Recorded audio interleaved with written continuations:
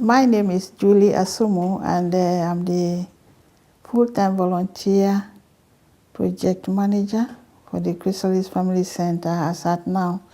I used to be a paid worker, but when our funding ran out, and I felt I have done a piece of work that needs to be continued, and I didn't readily find anybody to hand over to, I carried on.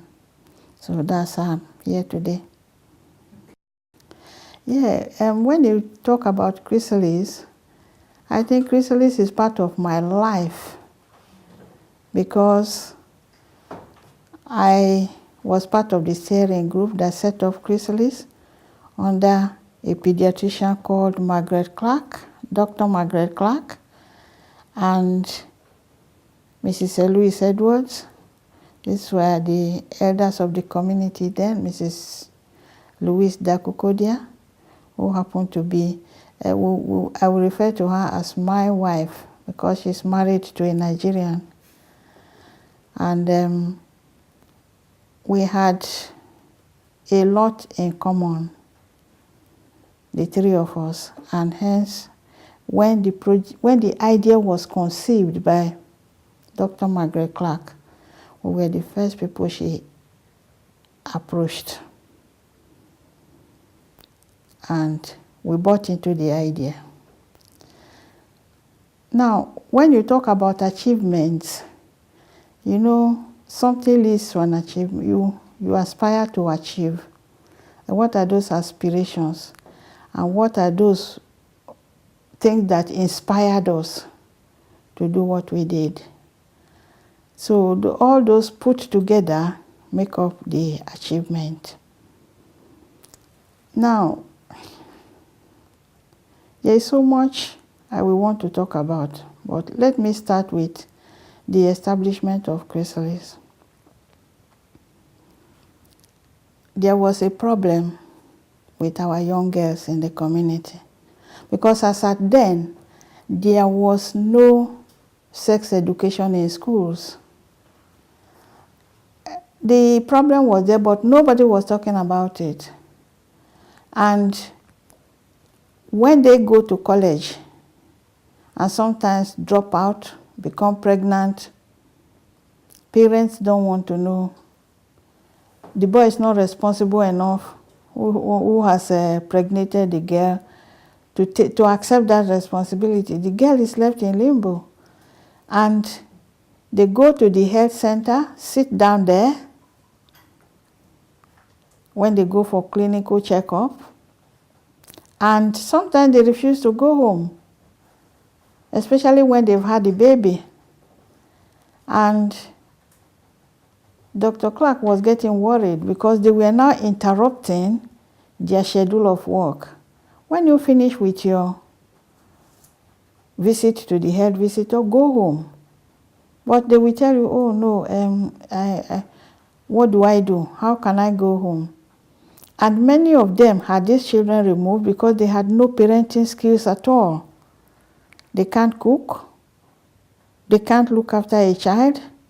But they see it as a compulsory handbag.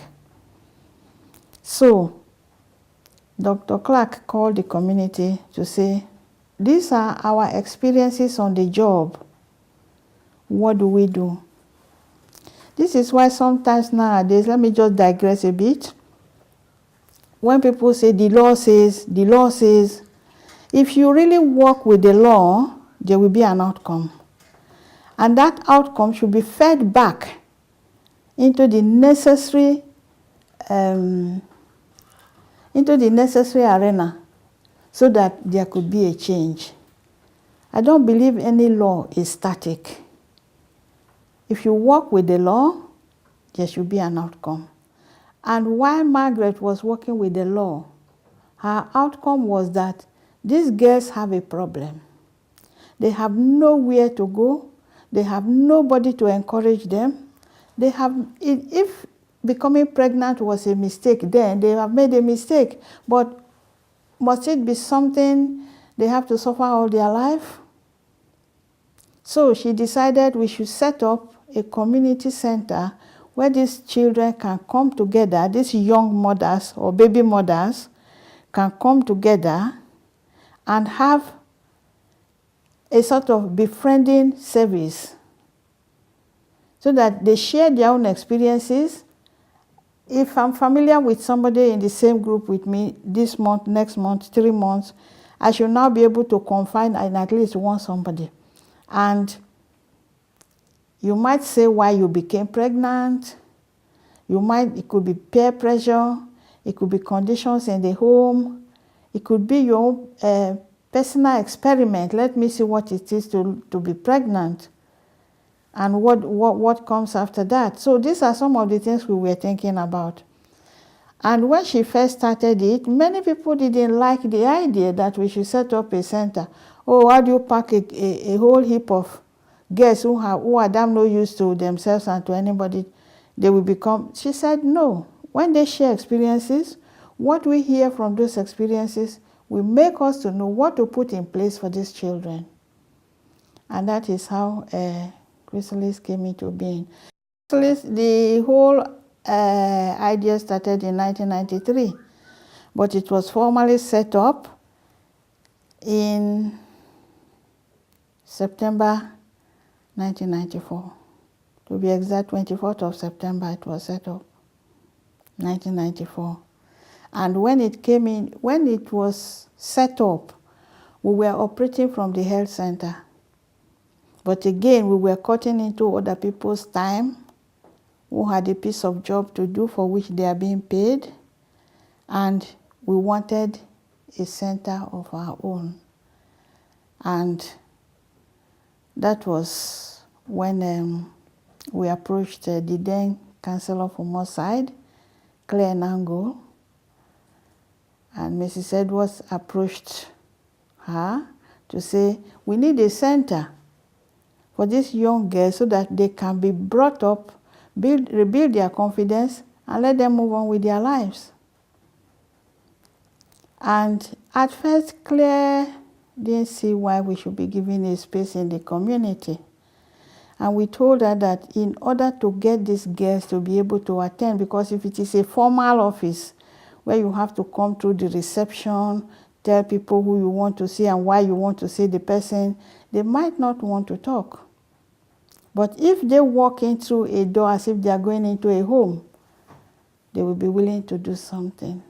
So Claire Nango said, oh, that's a good idea. I want to be part of such a program. So this road we are on now, Westerling Way, was known as Gooch Close, we all know. It was a gang close. Nobody, all the houses on this road were boarded up. Here in particular where we are was a smoking depot for those boys who smoke and drink and inject themselves with all sorts. In 1997, to be precise, 10th of March, I took over the management of the center as a paid worker. And I ran the center till 2008, September, when our funding ran out. And I decided I'm no longer going to be a paid worker. I've taken this job to a point where it has gathered momentum. And if we don't follow it up, it will collapse and all our efforts will be wasted. I don't believe in failure. I believe once I put my hand on something, no matter how difficult, there's always a way out. Because without problems, you cannot start looking for a solution. Judy Craven was then at the Adult Education Center in Green Hills. She was always coming here to do confidence building classes for these young women.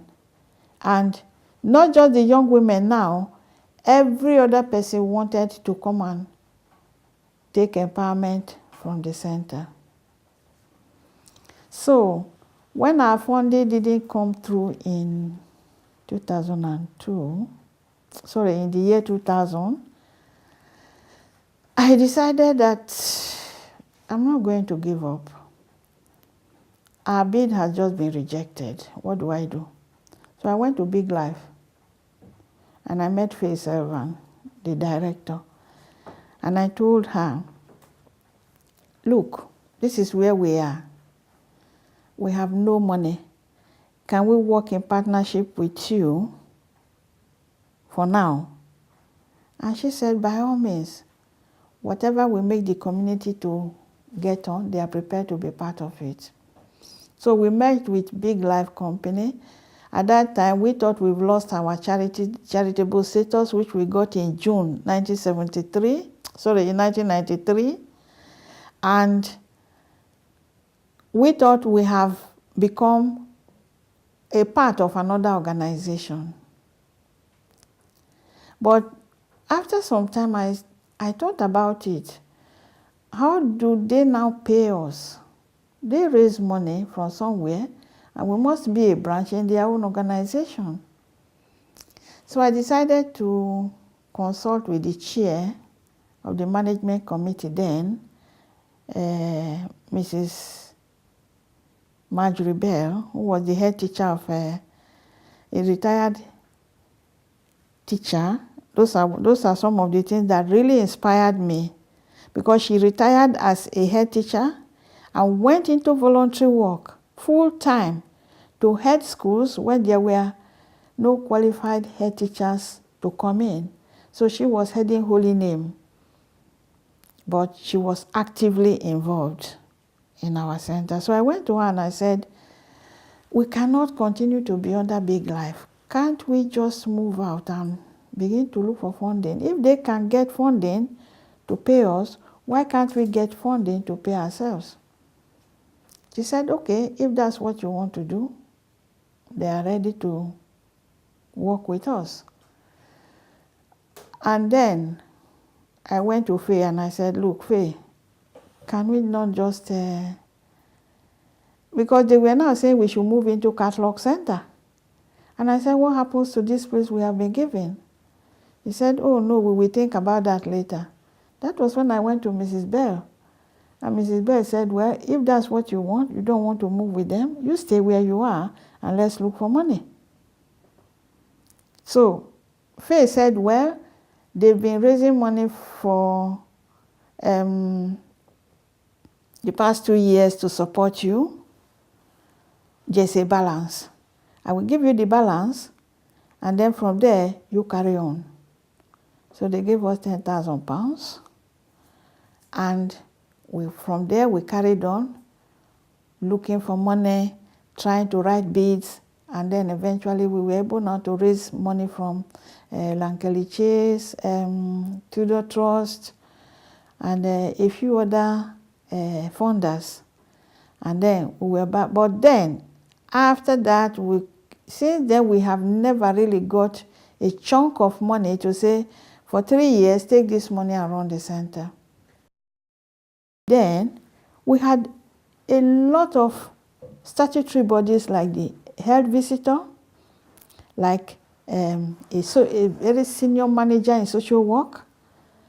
We had teachers, even the police, although they were not on the committee, but they were very involved. Because first of all, the center has come to transform the whole road into a place where people can live and be happy and feel safe. The social workers will make sure that if there's a family that has problems, social problems, emotional problems, they refer them to Chrysalis. But that's not what we see today. Today, I even have to beg or convince a social worker as to why I should support a client in a meeting. But before then, I can show you a number of families here who were referred here by social work managers, and tell the social worker to work with us so that we can get that parent empowered to be able to look after the children. And that has always been behind my mind since I took up this job, that how do we help parents to be able to empower themselves to manage, build up that confidence, create some economic activities that where they can learn skills here and then carry on with their lives. I have a number of families here who have set up nurseries because of their volunteering in the nursery here. But now things have just, I don't know where the falling through the net is coming from. But at least people move on. Why I did not move on from here, it's not that people didn't approach me to say, oh, we have a manager job for you. You are doing very well at Chrysalis. Then I say, if I live here, who runs here? This is a project belonging to ethnic minority, not just black people.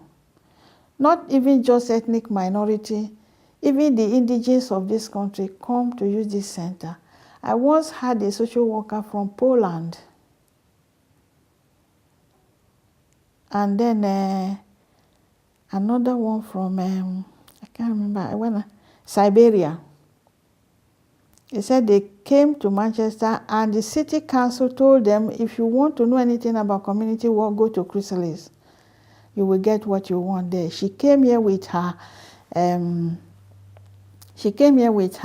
crew of filmers. They filmed and they went away.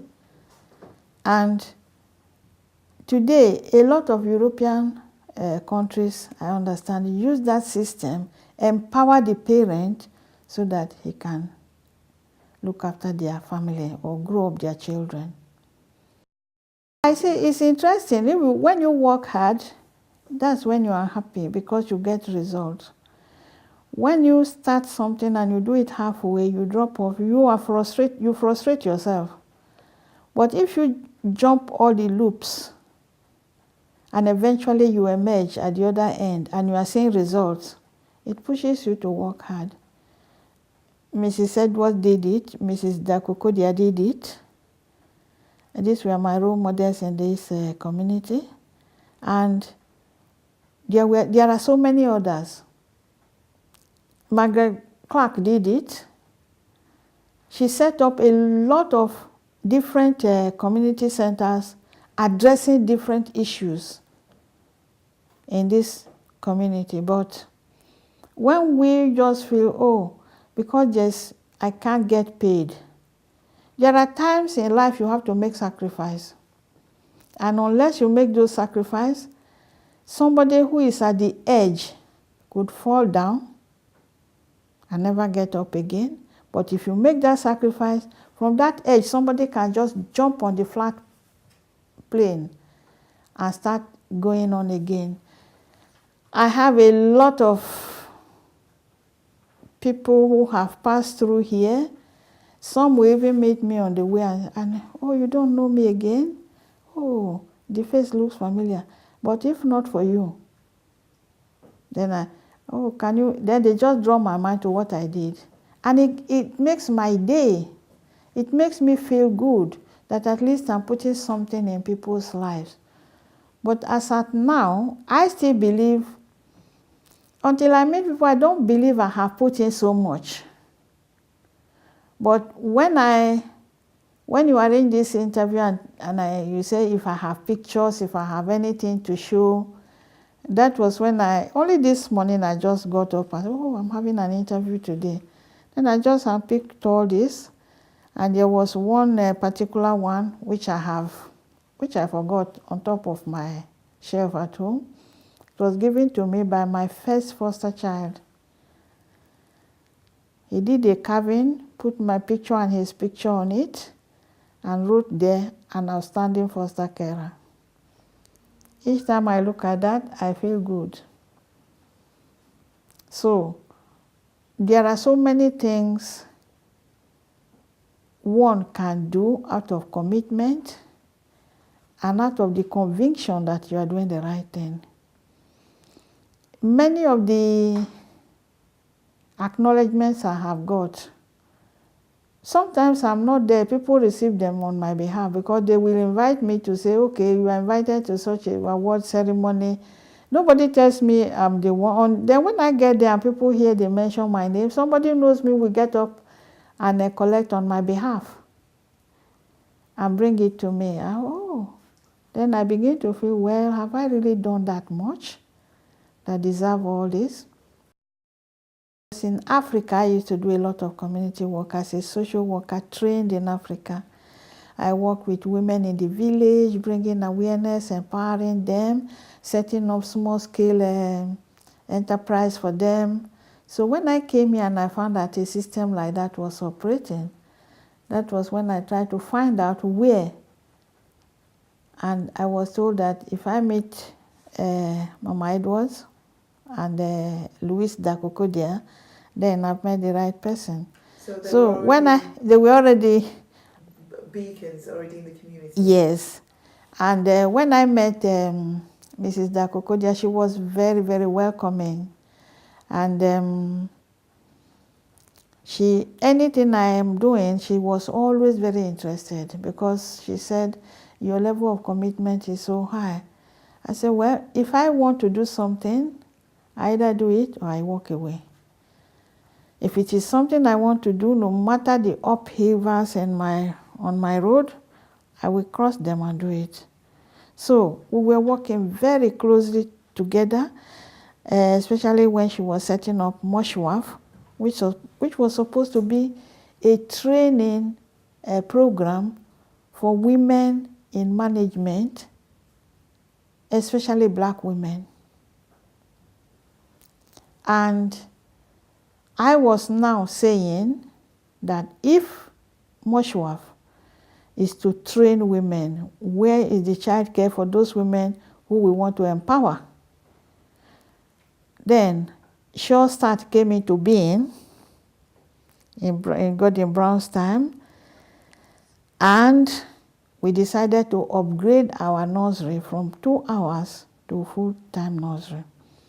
It was inspected by Ofsted and approved. And then we started doing childcare. That is why I think consistency is very important.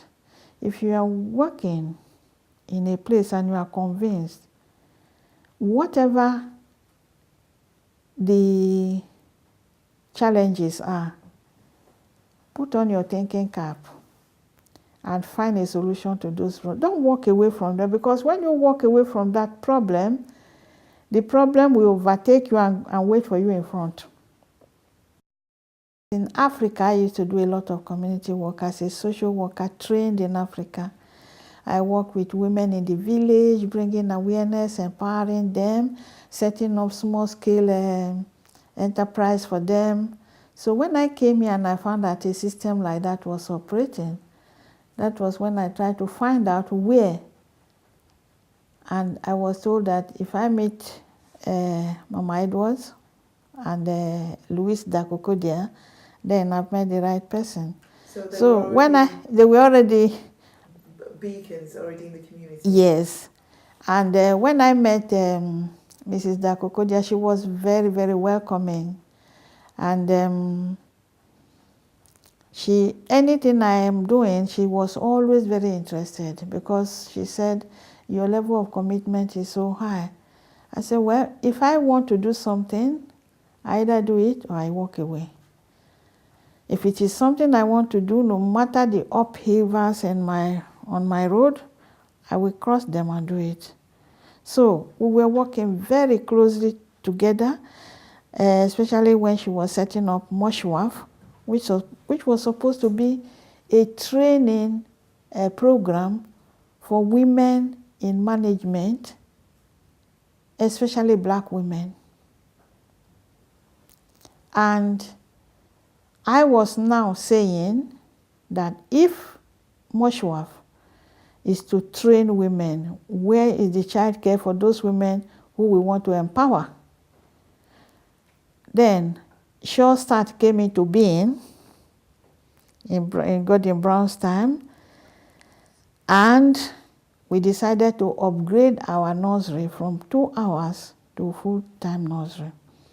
It was inspected by Ofsted and approved. And then we started doing childcare. That is why I think consistency is very important.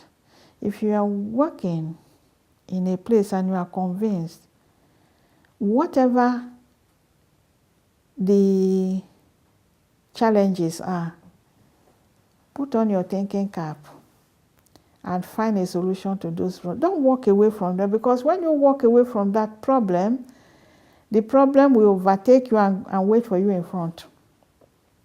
You will eventually walk into it again. Because I was thinking, if I leave Chrysalis, a new person who does not know the genesis of the whole thing comes in, we only be looking at the pay slip. And the day that is not available, through the door again. So I felt staying here has saved a lot of families in this community. And when Mrs. Da-Cocodia set up Moshwaf, like I said, to train women, she linked up with University of Manchester, she linked up with MMU, and inside all that, she was still busy looking at other areas that affect black people. And that's how Arawak housing was set up, because she was very instrumental to that. And you see her getting involved in so many things, health-wise, education-wise, education generally. She didn't look at education as nursing alone, because she was a nurse. Because she told us the story of how she hit the glass ceiling and how she decided, which was a major problem and a major challenge that led to her breaking down the whole system and making it simpler for those of us who were coming behind. When I started this job, I was very happy, because social workers will come, we sit down and talk about a family whose children have been taken into care. How do we empower these parents? They saw all the activities we established and how these families can, how these parents can focus on one of them that will help them look after their children in the proper way. But nowadays, all those type of social workers are gone. You can't find them. The new breed is a battle between them and the family. Why should it be? You take somebody's children, you should be, it's very painful. It's not that the child, even when the child died, you'll be so upset not to see your child living in another person's house. And it's all about how much am I getting at the end of the month, which doesn't make sense to the well-being of people. I know of a number of people Ms. Da-Cocodia pushed into the justice system to be appointed as, she will call you and say, come, you are good for this. I've put your name forward. But you say, go and do it, you can do it. By the time she speaks some encouraging words to you and tell you where she's going to come in if you're having a problem, she was great. Because she was always encouraging us, telling us what to do and what not to do.